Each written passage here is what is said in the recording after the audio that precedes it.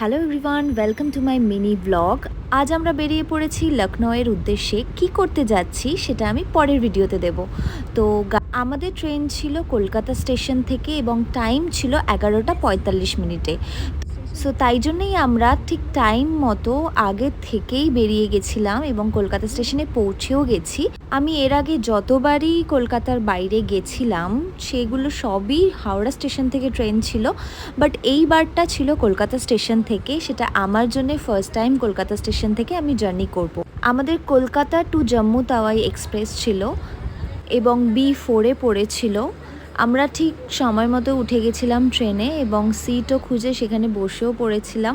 আমাদের ট্রেনটা 1 মিনিটও লেট না করে স্টেশন থেকে ছেড়ে দিয়েছিল এবং আমরা ট্রেনে জার্নিও করেছি ভালোভাবেই।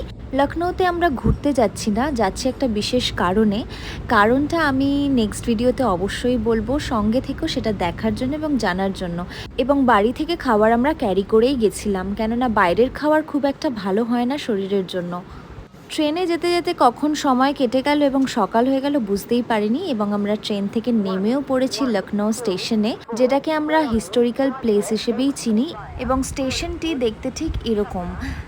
স্টেশন থেকে আমরা গাড়ি করে পৌঁছে গেছিলাম আমাদের গন্তব্যস্থলে এবং রাস্তায় যেতে যেতে চারিদিক দেখতে দেখতেই সময় কেটে যাচ্ছিল। লখনউ শহরটা এবং স্টেশনটা এতটাই বড় যেটা এখনো পর্যন্ত শেষই করা যাচ্ছে না।